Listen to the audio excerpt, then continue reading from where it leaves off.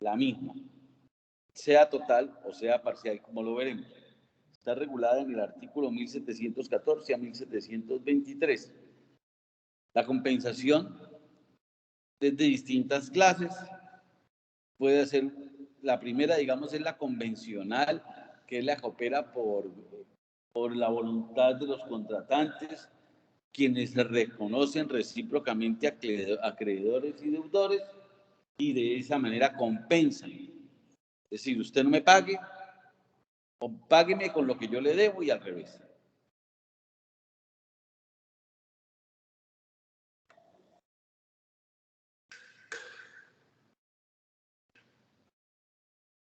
¿Está claro?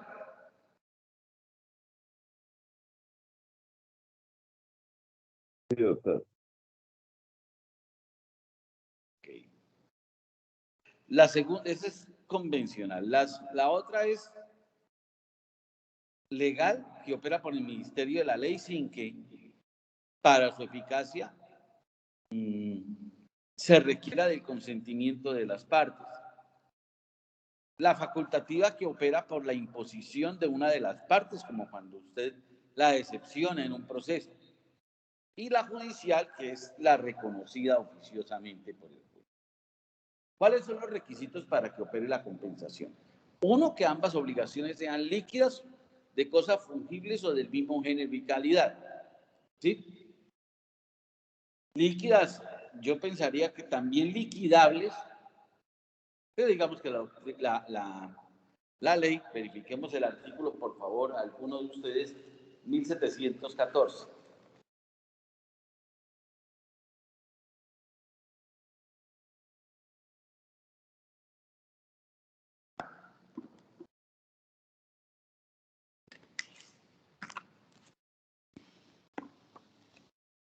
Pero hoy, tranquilos, que hoy sí traje el código, o sea que no puedo yo darles lectura para que ustedes no tengan problema. Entonces, el artículo 1715 les dice que se requiere que ambas obligaciones sean en dinero o de cosas fungibles, indeterminadas o indeterminadas de igual género y calidad. Segundo, que ambas deudas sean líquidas y que ambas sean actualmente exigibles. Entonces, el requisito pues es que la obligación, si ese plazo se encuentre vencida y si es una obligación sujeta a una condición, esta última se encuentre cumplida, que ambas deudas sean líquidas en pesos y que ambas o sean de dinero o sean de cosas, pero no una de dinero y otra de cosas. Es lo que no podemos comprender.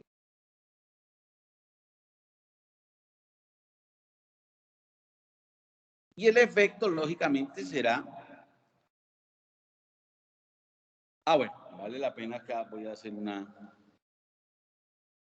Que las partes tengan, como ya lo hemos visto en todos los casos, es decir, que haya obligaciones existentes, exigibles, y que las partes tengan la posibilidad de compensar.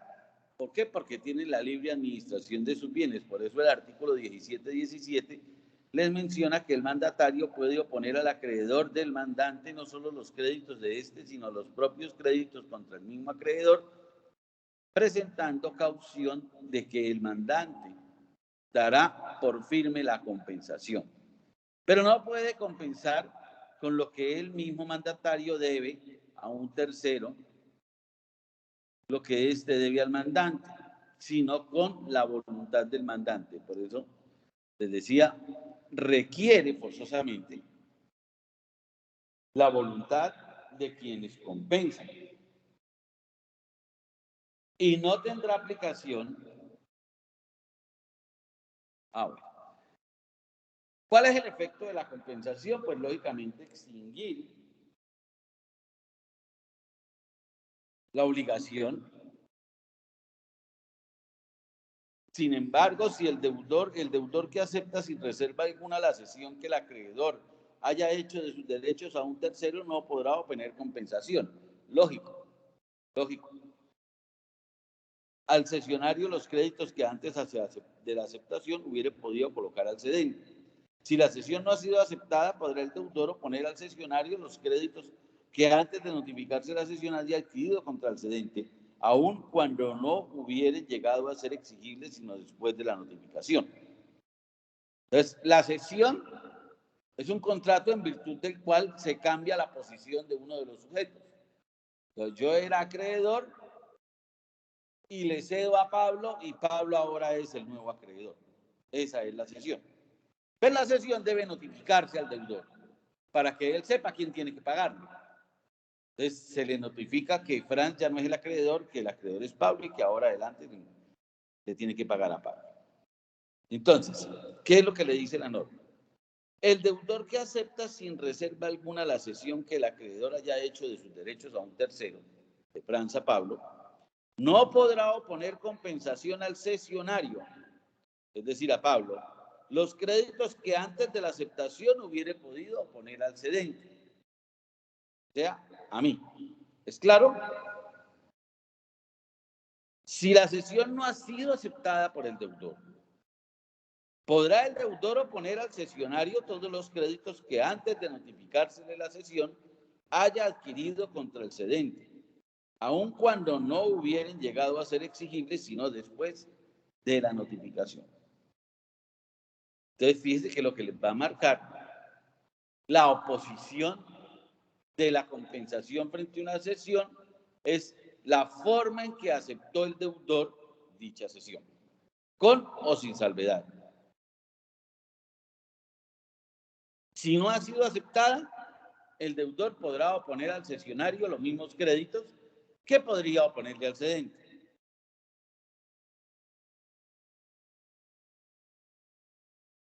En caso contrario, no podrá oponerlos.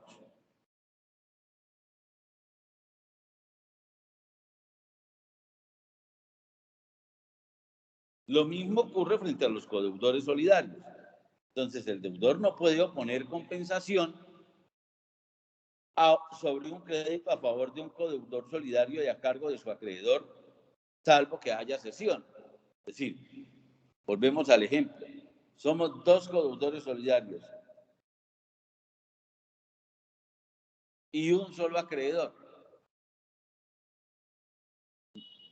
Marta demanda a Pedro, pero no me demanda a mí, y yo también soy acreedor de Marta. Entonces, para que Pedro pueda oponerle la compensación a Marta, requiere que yo le ceda el crédito en donde Marta es deudora y yo soy acreedor.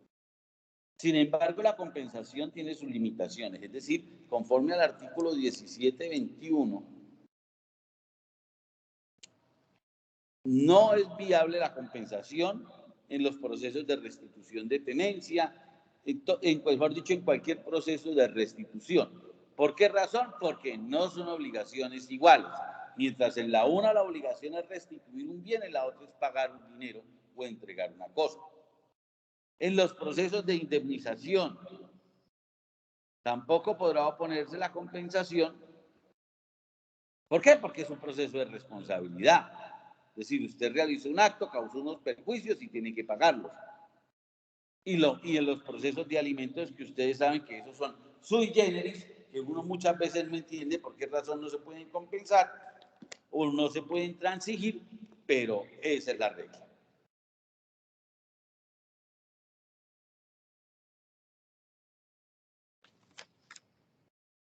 Ahora, y parecida a la compensación, se nos presenta el efecto de la confusión. La confusión es una forma de extinguir obligación, ojo, donde ya no es que el acreedor y deudor son recíprocamente acreedores y deudores, sino que concurren en un mismo sujeto la calidad de acreedor y deudor, lo cual hace que se extinga la obligación. La encuentran regulada en el artículo 1724 a 1728. Generalmente debo confesarles que es una figura que poco se presenta, que poco se ve, que pocas veces la encuentra uno. Yo, después de haber estudiado algunos aspectos de la confusión, llego a la conclusión de que solamente se presenta en los procesos liquidatorios, porque es que yo sea mi propio acreedor y deudor, eso no se ve. Entonces, distinto sería, por ejemplo, que usted le deba a una sociedad y la sociedad en el acto liquidatorio le adjudique a usted el crédito que usted mismo tiene. a cargo de ella, de manera que usted sería acreedor de la sociedad, perdón, que usted que era acreedor de la sociedad, ahora va a ser acreedor de usted mismo. Dice la norma. Cuando concurren en una misma persona las calidades de acreedor y deudor, se verifica de derecho una confusión que se extingue la deuda y produce los mismos efectos del pago. ¿Sí es eso claro o no, doctores?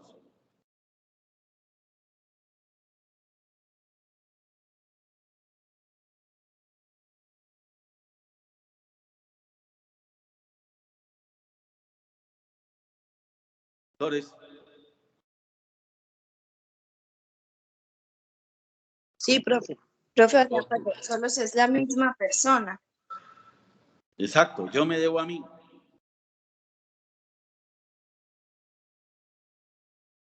Dice el artículo 1726. Si el concurso de las dos calidades se verifica solamente en una parte de la deuda, no habrá lugar a la confusión, ni se extingue la deuda, sino en esa parte. Si hay confusión entre varios deudores solidarios y el acreedor, podrá el primero repetir contra cada uno de los codeudores por la parte o cuota que respectivamente le corresponde en la deuda. Si por el contrario hay confusión entre uno o varios acreedores solidarios y el deudor será obligado, el primero, a cada uno de sus coacreedores por la parte o cuota respectiva que respectivamente le corresponde en el crédito. Pues lógico. O sea, si yo, por cualquier razón, le debemos 3 personas a José,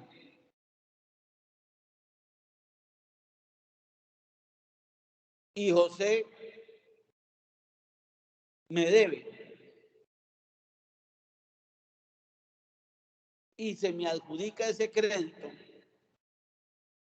pues lógicamente mi cuota parte quedará confundida como medio de extinguir la obligación, pero no quedará confundida frente a los codeudores solidarios contra quienes yo puedo irme como nuevo acreedor en virtud de la adjudicación realizada del crédito. Por eso les digo que voluntariamente uno no ve cómo pueda llegar un sujeto a ser acreedor y deudor de la misma obligación, salvo por una transferencia de obligaciones, sea por vía de un proceso de liquidación de sociedad conyugal, liquidación de unión marital, liquidación de una sociedad comercial o de la sucesión.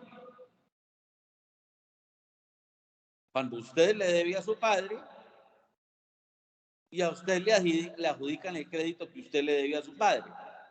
Entonces, ¿usted a quién le va a cobrar como heredero de su papá? A usted, que es su propio deudor.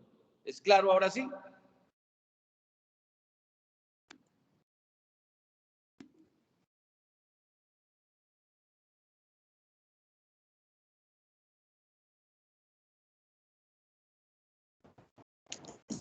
Sí, señor profe. Perfecto. Sí me gusta que haya claridad en todo. Veamos ahora entonces, doctores, simplemente para que lo tengan en cuenta, hemos visto el pago, la remisión, la compensación, la confusión, el mutuo disenso. Veamos ahora la figura de la novación como forma de extinguir una obligación.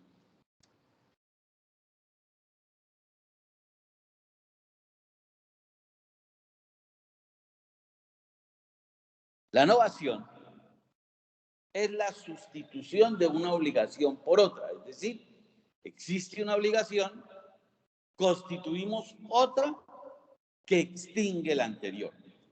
La encuentran regulada, es así, con bastante normativa, del 1687 al 1710, y son dos los elementos esenciales de la novación. Uno, la capacidad para novar, tal y como lo dice el 1689, para que sea válida la novación es necesario que tanto la obligación primitiva como el contrato sean válidos, a lo menos naturalmente. ¿Cuáles son los requisitos para que una persona se obligue en Colombia? Que ya los habíamos visto. Capacidad, consentimiento, objeto lícito y causa lícita. Entonces, el primero es, ¿usted tiene la capacidad de novar? Pues si es una persona natural y es mayor de 18 años, sí. Si no tiene embargado su crédito, sí. Si es una persona jurídica, pues habría que mirar el objeto social, si dentro del objeto social está la posibilidad de novar, y si es afirmativo ese cuestionamiento, pues uno diría sí, y que el representante legal esté obrando dentro de sus límites o dentro de sus facultades, también diría uno sí puede novar. ¿Es viable la novación a través de un tercero mandatario? Pues sí. El artículo 1688 lo reconoce, dice el mandatario no puede novar si no tiene especial facultad para ello o no tiene la libre administración de los negocios del comitente o del negocio que pertenece a la deuda. Es decir, que la novación por apoderado requiere que la facultad de novar se encuentre dentro del poder, ojo, en forma expresa, no en forma tácita, no se entiende incluida, nada. Debe decir que puede novar, de lo contrario, no puede el apoderado proceder a celebrar la novación porque sería una disposición del derecho del litigio. Lo mismo ocurre con el segundo elemento, que es la intención de novar. Dice el artículo 1693, para que haya intención de novación es necesario que lo declaren las partes o que aparezca indudablemente que su intención ha sido novar, porque la nueva obligación envuelve la extinción de la antigua. Si no aparece la intención de novar, se mirarán las dos obligaciones como coexistentes y valdrá la obligación primitiva en todo aquello en el que la posterior no se opusiera a ella, subsistiendo entre esta los privilegios, en esa parte, los privilegios y cauciones. Es decir, la novación no es tácita, doctores. La novación no se entiende. La novación no se supone. La novación debe ser manifestada. Debe haber voluntad clara que mi intención al celebrar un nuevo contrato de mutuo o al crear una nueva obligación era extinguir la anterior. Solamente hay un caso en el que la novación podría entenderse tácita, pero ya lo miraremos ahora, porque para mí eso no es una novación sino un pago. Entonces, ¿cómo se puede novar? Puede, uno, sustituyendo, una nueva obligación a otra, sin que intervenga un nuevo acreedor o deudor. Dos, contrayendo al deudor una nueva obligación respecto de un tercero y declarándole en consecuencia libre de la obligación primitiva al primer acreedor. Y tercero, sustituyendo a un nuevo deudor al antiguo, que en consecuencia queda libre. Entonces, fíjate cómo en todas, ¿cuál es la finalidad? Extinguir la obligación anterior. No es otra. Entonces, tenemos que mirar los distintos escenarios en donde se puede generar esa novación. Primero, novación por cambio de acreedor, que les colocaba el ejemplo en el caso pasado. Juan le debe a Mercedes y Mercedes decide cederle el crédito a Federico. Ahora Federico es acreedor y Juan deudor. ¿Hubo novación? No, no hubo novación. ¿Por qué? Porque no se extinguió ninguna obligación. Simplemente se modificó una de las partes del vínculo jurídico, en este caso el acreedor, que es lo que ocurrió hace muchísimos años cuando empezaron los bancos a fusionarse unos con otros. Entonces, por ejemplo, si uno le debía al Banco Gran Ahorrar, el Banco Gran Ahorrar fue absorbido por el BBVA. Entonces, esos créditos que usted tenía con el Banco Gran Ahorrar pasaron al BBVA. ¿Operó una cesión de crédito? Sí. Ahora el deudor tenía que pagarle al BBVA, pero era el mismo pagaré, la misma obligación que ustedes tenían hace algunos años. Entonces, por eso, digamos, no hay innovación. Y por el contrario, Por cambio de deudor, dice el artículo 1694. La sustitución de un nuevo deudor a otro no produce novación si el acreedor no expresa su voluntad de dar por libre el primitivo deudor. A falta de esta expresión, se entenderá que el tercero es solamente un diputado por el deudor para hacer el pago, o que dicho tercero se obliga con él de manera solidaria o subsidiaria, según parezca deducirse del tenor o espíritu del acto. Entonces, fíjese que ni siquiera, o para que el deudor anterior quede liberado, requiere de manera expresa la voluntad del acreedor de liberarlo. Por eso les decía, la novación no se supone, no se entiende, no es tácita. Debe estar clara que la voluntad del acreedor era novar. Solo hay, como les digo, unos casos que ahorita los vamos a revisar. La novación por cambio de objeto no es novación. Si usted tenía que entregar 30 sillas y el acreedor le recibe 30 tableros, pues no hay novación, lo que hay es una dación en pago. Pagó de una forma distinta a la que la obligación decía. Tampoco habrá novación por cambio de causa. ¿Por qué? Porque, por ejemplo, hay casos en donde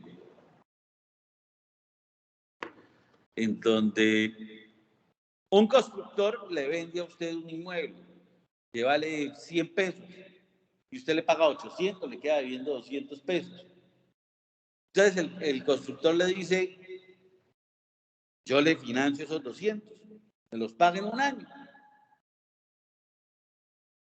Al culminar el año usted no le paga.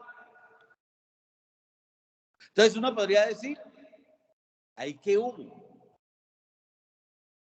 ¿El contrato de compraventa se incumplió o no? ¿O el contrato fue cumplido y se extingue la obligación del comprador y lo que nace es un contrato de mutuo? No opera eso. ¿Por qué razón? Porque el contrato de mutuo se perfecciona con la entrega. La entrega es que entregarle un dinero a usted. Ahí a usted nunca le entregaron. Lo que hubo fue una prórroga para pagar el saldo de la compraventa. Entonces, en ese caso tampoco hay novación.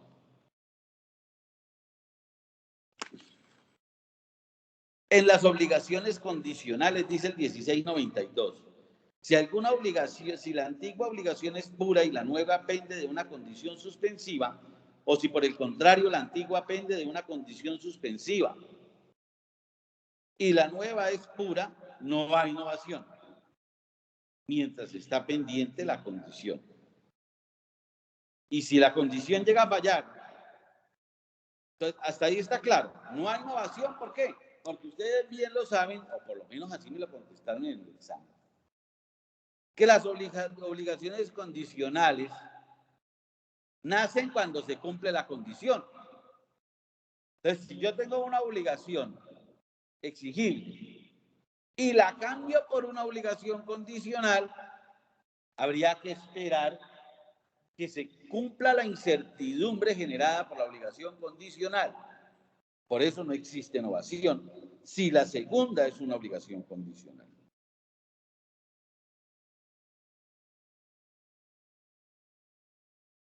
Entonces, les repito, si la antigua obligación es pura y la nueva pende de una condición suspensiva, o por el contrario, la antigua pende de una condición suspensiva y la nueva es pura, no hay innovación mientras esté pendiente. Y si la condición falla, o si antes del cumplimiento se extingue la antigua obligación, tampoco habrá innovación. Con todo, si las partes al celebrar el segundo contrato convienen que el primero quede desde luego abolido, sin aguardar el cumplimiento de la condición pendiente, se estará a la voluntad de las partes. ¿Por qué razón? Vuelvo y les digo, porque se está presente la intención de novar. Si el acreedor decide, pues listo, a mí no me importa si eso se cumple o no, yo voy a extinguir la obligación anterior, pues bien puede, extíngala. Tampoco habrá novación si hay cambio de garantías o forma de pago, como les he dicho. No hay innovación en esos casos. Pero sí, hay unos artículos que me parecen súper importantes y vamos a leerlos de manera textual. No se me preocupen que no los voy a poner a leer, porque si no me llegan acá a las 11 de la mañana y no hemos acabado de leer. Obligación con codeudores. Cuando la segunda obligación consiste simplemente en añadir o quitar una especie de género o cantidad a la primera, los codeudores solidarios y subsidiarios podrán ser obligados hasta la concurrencia de aquello que en ambas obligaciones conviene. Eso es si hay cambio. Pero la norma más importante, y se las dejo para que ustedes la estudien, la novación liberta a los codeudores solidarios o subsidiarios que no han accedido a ella. Artículo 1704. Esta norma es muy importante, doctores, y se presenta para mucha confusión. ¿Por qué razón? Porque en los créditos bancarios que son renovados de manera continua, renovaciones por teléfono, renovaciones, digamos, sencillas. ¿Qué pasa con los codeudores solidarios? Si uno revisa esas obligaciones, esos pagarés de los bancos, ellos en forma expresa le dicen a usted que con la firma de este pagaré no se genera una innovación. De manera que con lo que hemos dicho uno diría, ahí no hay innovación y no molesta. Porque claramente la intención de las partes no era que nazca una obligación para extinguir la anterior. Pero voy con el contrato de arrendamiento.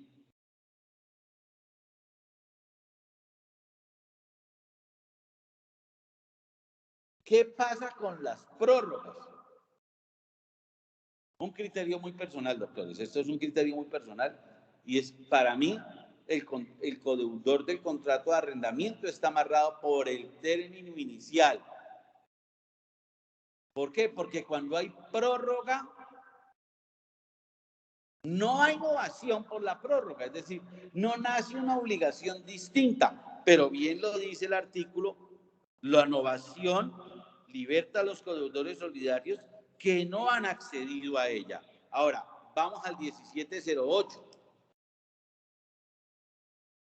La mera ampliación del plazo de una deuda no constituye innovación, pero pone fin a la responsabilidad del fiador y extingue las prendas e hipotecas constituidas sobre otros bienes que los del deudor, salvo que los fiadores o los dueños de las cosas empeñadas o hipotecadas accedan expresamente a la ampliación del plazo. Acá es donde está el fenómeno que les estoy tratando de explicar de los codeudores frente a la ampliación del plazo. Lógicamente que la ampliación del plazo no va a terminar o poner fin a una obligación. Eso lo sabemos todos, ustedes, yo y todos los que me sigan. Pero lo cierto es que el codeudor no tiene por qué estar respondiendo por una obligación causada con posterioridad a lo que él inicialmente avaló o fió. Y por eso la norma es clara. Debe acceder expresa, no tácitamente, expresamente a la ampliación. Y yo no puedo, ellos le dicen a usted, sí, pero es que usted en el contrato inicial dice que acepta las prórrogas. Yo no puedo aceptar lo que no ha ocurrido. ¿Cómo demonios voy a renunciar a un derecho que todavía no tengo? Que es el no seguirlo avalando. Tampoco será innovación la mera reducción del plazo. Tampoco la mera reducción del plazo constituye innovación, pero no podrá reconvertirse a los codeudores solidarios o subsidiarios, sino cuando expire el plazo primitivamente otorgado. ¿Está claro?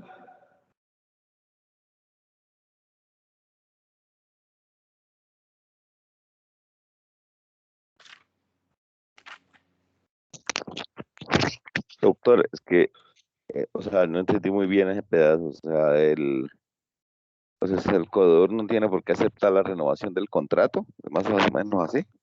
No, exacto. Lo que le estoy diciendo es, pero digamos que no lo estoy diciendo yo, eso es lo que quiero que me entiendan.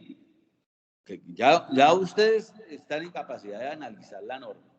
Les voy a leer el 1708 y díganme ustedes qué entienden por eso.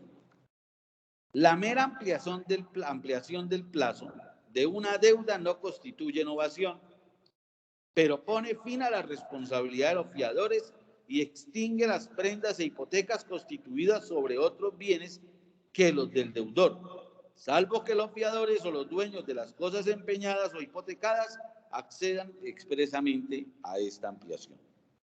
¿Qué entiende usted por eso, doctor? Tranquilo que no es ningún examen. Sí.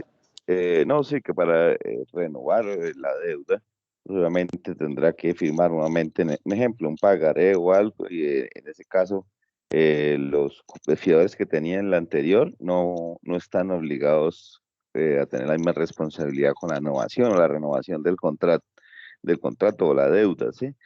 Eh, sí, sí, salvo que ellos, pues, claramente lo dejen estipulado de que continúan con esa Exacto, nueva. entonces, por eso le decía, esa es mi tesis. O sea, yo lo interpreto de esa forma. Si usted va y le pregunta al abogado de una agencia de arrendamientos o al abogado de un banco, el abogado de un banco le dice, es que aquí no hay intención de innovar. Pero es que yo no estoy hablando de innovación. Lo que le estoy diciendo es, si fui a usted a un banco, le prestaron 1.000 pesos y se quedó atrasado, y ese crédito inicial tenía codeudor, y usted llamó para que le refinanciaran, le reestructuraran, cualquiera de esas palabras que anteceden, que tienen un prefijo re ante los bancos.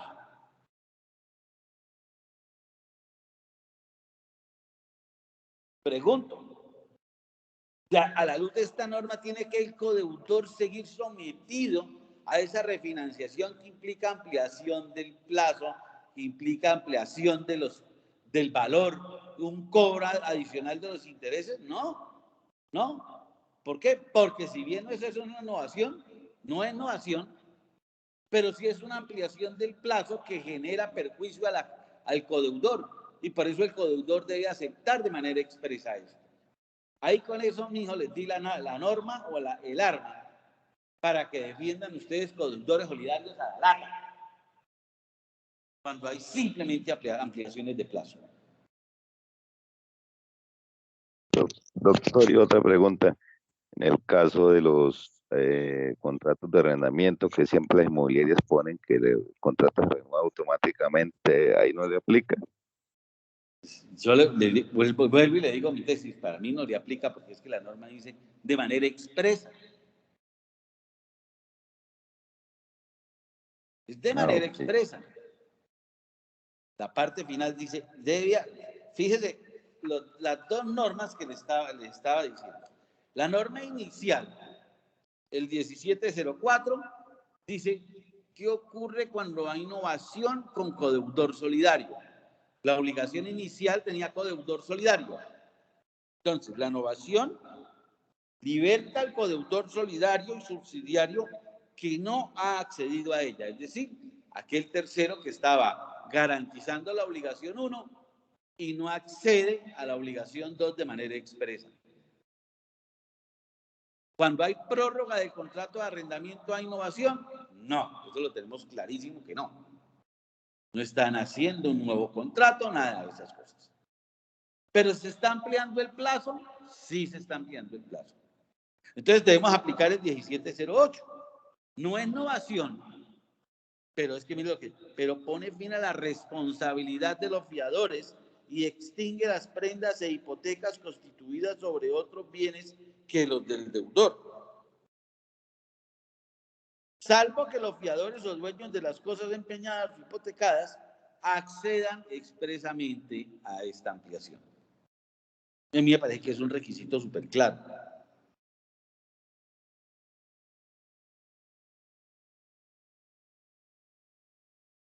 De acceder de manera expresamente a ello. Doctores, ¿ustedes sí han leído las copias o no?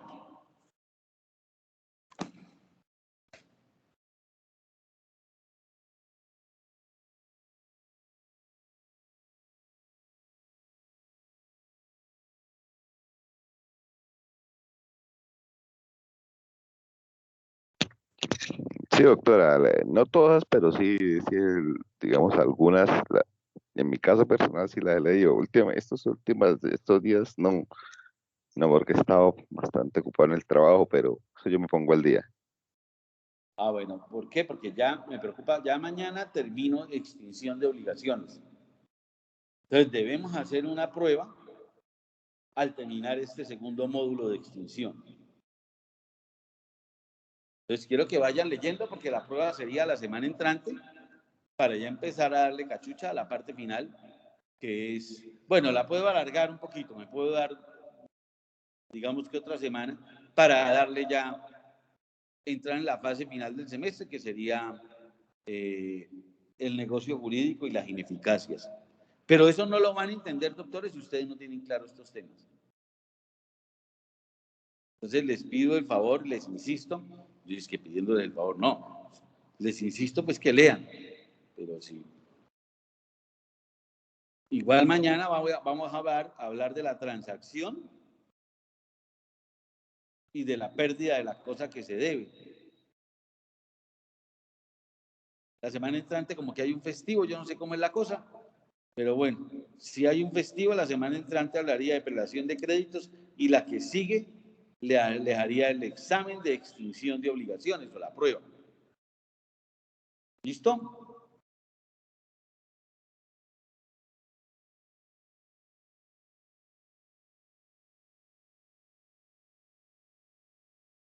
Ok. Ok, listo, doctores. Los dejo porque me están citando aquí a un comité en la universidad. Entonces voy para allá. Espero que les pregunto, ¿quedó todo claro? ¿Alguna duda sobre este tema o no?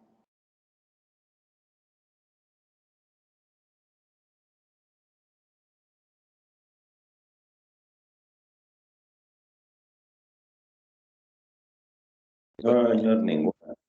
Ok.